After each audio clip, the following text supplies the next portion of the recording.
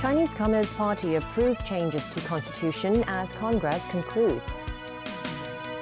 Premier Li Keqiang is not appointed to the CPC Central Committee. Chief Executive says an extra $8 billion will be available for new measures in his policy address.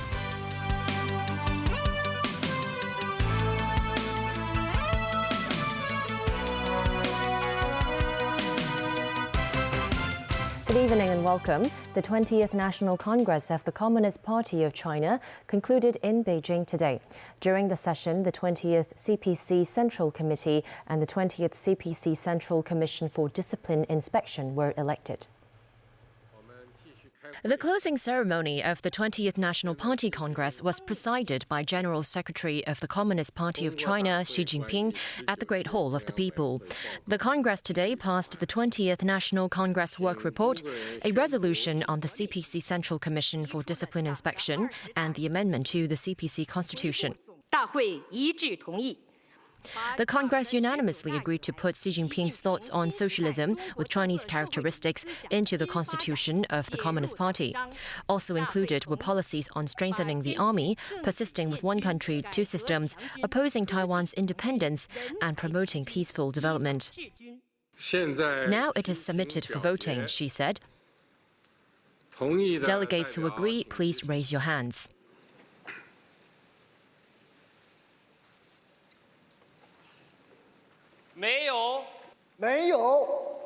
Nobody disagreed.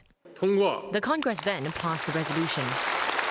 Xi Jinping said the passing of the amendment to the Constitution shows that the party has achieved fruitful results in practicing innovations. He also demanded delegates pay extra efforts to learn about China's communist theories, to be self-aware, to respect and protect the Constitution. Then, Xi announced the session is concluded victoriously. Meanwhile, the Congress also elected the 20th CPC Central Committee and the 20th CPC Central Commission for Discipline Inspection. But the voting process was not made public. The meeting began at 9 a.m. today, and the media were only allowed in more than 2 hours later. Former General Secretary of the CPC, Hu Jintao, was escorted out of the closing ceremony and did not return to the venue. Tomorrow, the 20th plenary session will be held to elect new Politburo members and standing committee members, with new faces expected to meet the press around noon. Premier Li Keqiang was not appointed to the Central Committee today, meaning he could step down from his role. 3 more members from the current standing committee, Li Zhanshu, Wang Yang and Han Zheng, were also not included on the list for the new Central Committee. Christy Khan reports. General Secretary of the Communist Party of China, Xi Jinping, and party members were giving a round of applause towards the end of the 20th National Congress today. The member list of a 205-person Central Committee was unveiled at last. Premier Li Keqiang and CPPCC Chairman Wang Yang were excluded from the new Central Committee, meaning they could retire after completing their current term. Li Jiangsu, who has long been Xi's ally, and Han Zheng are also departing. Traditionally, only Central Committee members can serve on the party's Standing Committee. That suggests the 4 of them are unlikely to be reappointed to the Standing Committee. Professor Lau Xiukai, Vice Chairman of the Chinese Association of Hong Kong and Macau Studies, said the exclusion of Premier Li Keqiang was surprising, but the leadership reshuffle would not affect future policies of the Chinese Communist Party. The future policies of the Chinese Communist Party has been determined already and is now put into the constitution of the party. So whoever becomes the leaders of China will not affect the policy direction of the CCP. What is going to be done is to execute the policy established by the Party Congress in the days ahead. He expected more younger people to be occupying top positions in the party, noting that this would help provide political stability and policy continuity. Christy Khan, TVB News. The director of Beijing's liaison office in Hong Kong, Luo Huining, said the policy of one country, two systems in the 20th National Congress Work Report would be dutifully upheld by the entire nation. The overseas edition of the People's Daily published views towards the report of representatives from Hong Kong, Taiwan and Macau. Lo Huining said a new set of ideas and strategies in the report showed that Xi Jinping gives high regards to one country, two systems. He said that is also key to turning Hong Kong from chaos to stability and going forward from stability to prosperity. The city reported nearly 6,000 new COVID infections, including one more case involving the XBD variant. There were 5,953 cases registered today, including more than 360 imported cases. 7 more patients died, bringing the death toll in this wave of the pandemic to 10,109. Meanwhile, Secretary for Civil Service said some 370 civil servants can continue using their COVID vaccine exemption certificates. They were among some 20,000 certificates that the government initially deemed invalid. But the decision was quashed by the court yesterday after a successful legal challenge brought by a Chengchao resident.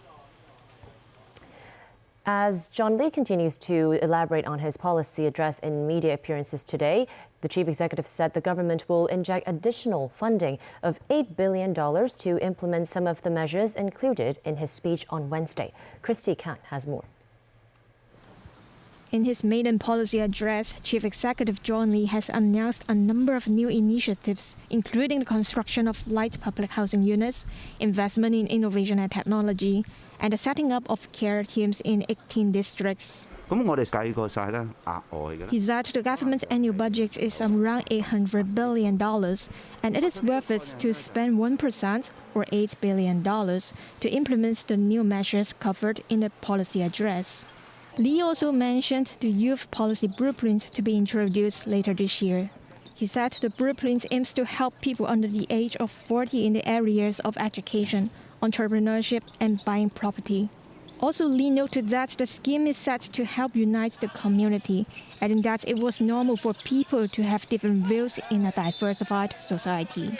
He emphasized the government would reduce the distance between authorities and Hong Kong people, saying that they didn't have any intention to change people's mindsets.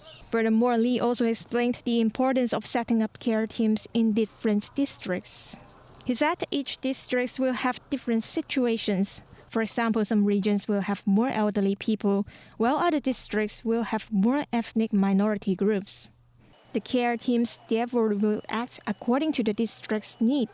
On the High Court's ruling that authorities cannot invalidate some 20,000 COVID vaccination exemption certificates, Lee said the health authorities and Department of Justice are currently studying the judgment.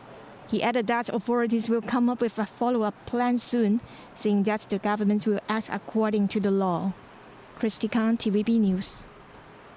Secretary for Housing Winnie Ho said the newly introduced light public housing can help to accommodate more residents who are now living in undesirable conditions. But she stressed non-governmental organizations will tender for the operational rights for the projects. He added the rent will be collected by the NGOs.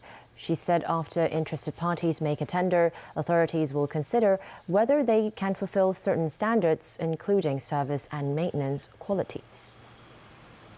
The court has sentenced 9 people to jail sentences of between 35 and 48 months for rioting near the Polytechnic University during the 2019 protests. The 9 people were charged with taking part in a riot near Halford Street in Tsim Sha Tsui. Only one of them pleaded guilty. District Court Judge Clement Lee said the protest that day was big and many people were throwing petrol bombs at the police. He said the clothes that defendants had on clearly showed they were with the protesters and were encouraging others to use violence. Thus, imprisonment was the only option. The only defendant who pleaded guilty had his sentence reduced by 1/3 to 35 months. 3 others were given at least 45 months in jail for possessing items such as a lighter and a hammer. The construction site in Shamsherpo, where 4 soil samples tested preliminary positive to milioidosis, was disinfected using calcium hydroxide this morning. Cleaning staff who were in protective wear were arranged to put calcium hydroxide, also known as quicklime, to the soil at the construction site for disinfecting the area. Health authorities said they could not confirm whether the construction site was the source of infection. The Center for Health Protection said there was no vaccine available for melioidosis, but people could take some prevention measures. For example, they could avoid contact with contaminated soil, avoid drinking raw water, and they should wash their hands with soap frequently. Still ahead on tonight's news, the battle is on for UK Prime Minister position. Italy's first woman premier is sworn in. European Union voices concern over China.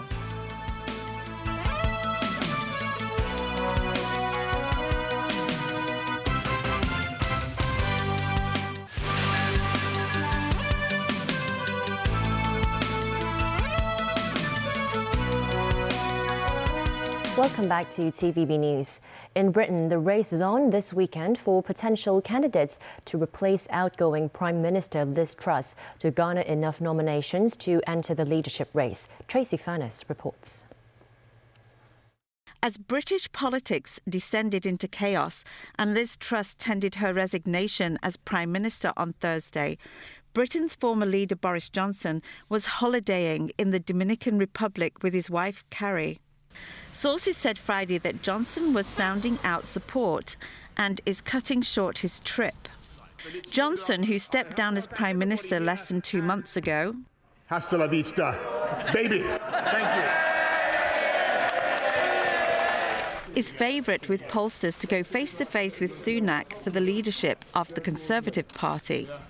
Johnson has remained a lawmaker and his allies in Parliament are working to gather support for him. But Conservative Member of Parliament Crispin Blunt thinks Johnson would not be a good candidate given the Partygate controversy that cut his tenure as Prime Minister.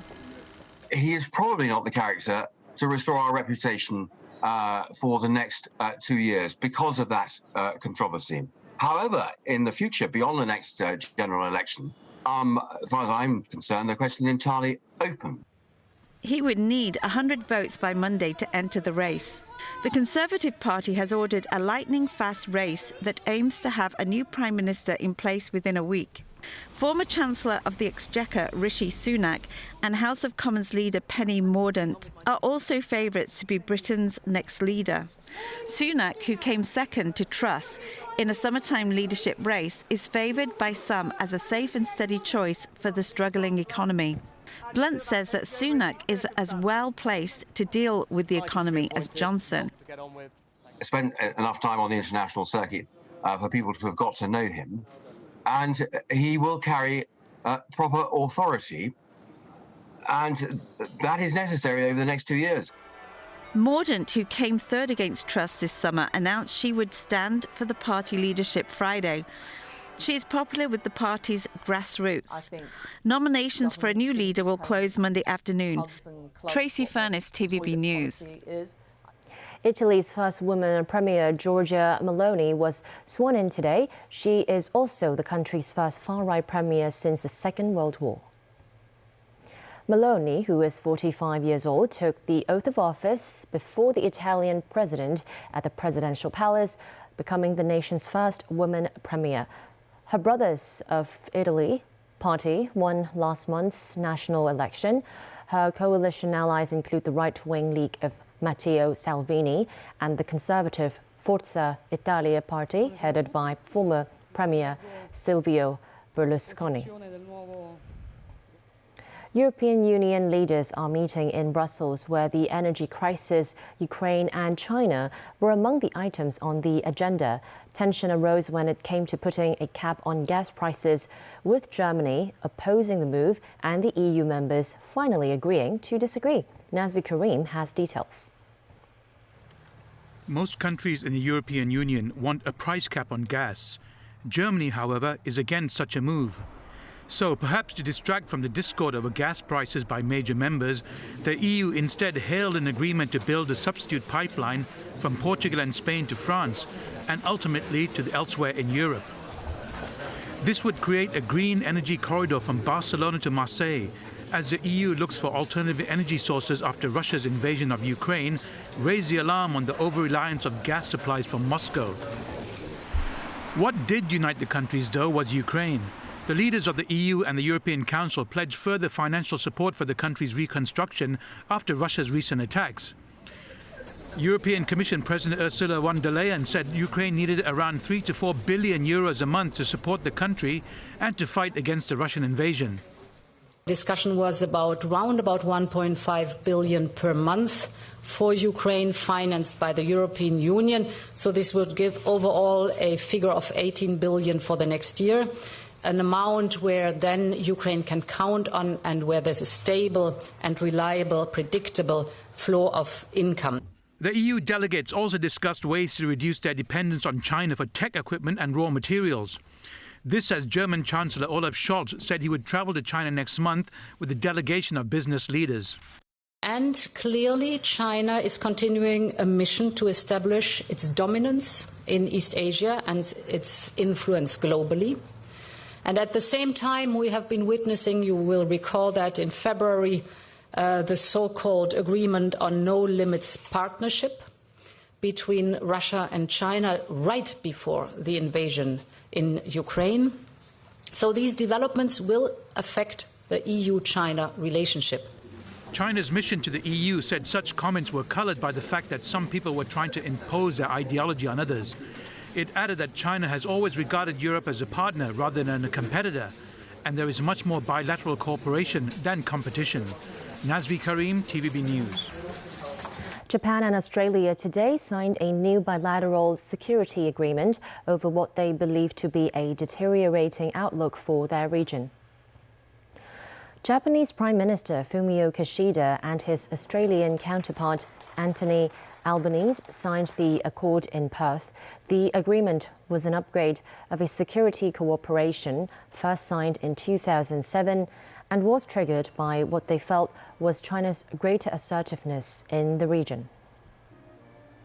Our affinity is in our common desire for a peaceful, prosperous, resilient and secure Indo-Pacific, where democracy and human rights are upheld, the rule of law prevails and disputes are settled peaceably without coercion. The U.S. House Committee investigating the January 6th attack on the Capitol has formally issued an extraordinary subpoena to Donald Trump, NBC reports. Tonight, the January 6th committee taking a dramatic step, issuing a subpoena to former President Trump for documents and testimony, writing they have overwhelming evidence that you personally orchestrated and oversaw a multi-part effort to overturn the 2020 presidential election and to obstruct the peaceful transition of power. The subpoena calls for Mr. Trump to testify on November 14th, after the midterms, though it's all but certain to trigger a court fight. Tonight, no word from Mr. Trump whether he'll comply. He recently attacked the committee as a total bust that's only served to further divide our country. And there's news tonight on the Mar-a-Lago documents investigation. The Washington Post first reporting that some of those classified documents seized by the FBI included highly sensitive intelligence regarding Iran and China, according to people familiar with the matter. NBC News has now confirmed the report. The former president, who slammed the DOJ investigation as partisan, saying the FBI and the Department of Justice are now leaking nonstop on the document hoax.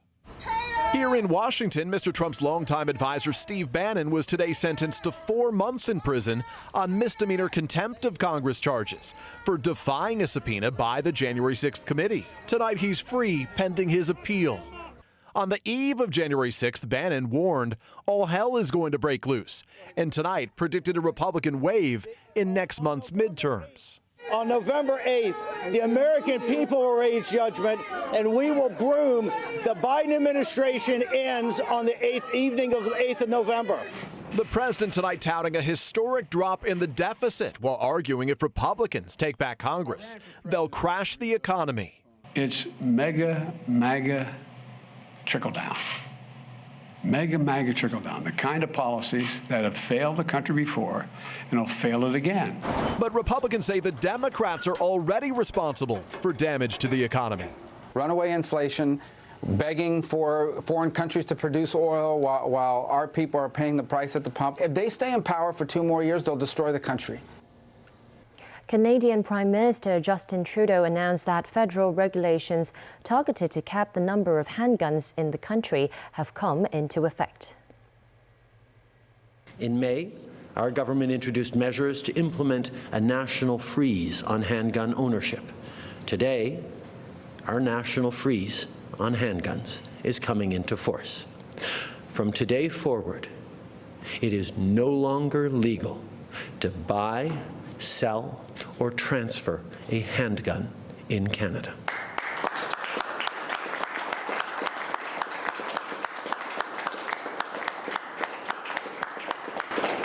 We have frozen the market for handguns in this country, and our ban on imports that took effect in August remains in place. The pilot program of the digital yuan in 15 provincial regions across China recorded a total of 360 million transactions involving more than 100 billion yuan as of the end of August. The People's Bank of China selected 15 regions to deploy the pilot use of digital currency. It also designated 10 operating institutions. Over 5.6 million commercial outlets were available for digital yuan payments. It covered sectors such as wholesale and retail, catering, cultural tourism, education, medical care, and public services. That's the news. Thanks for watching.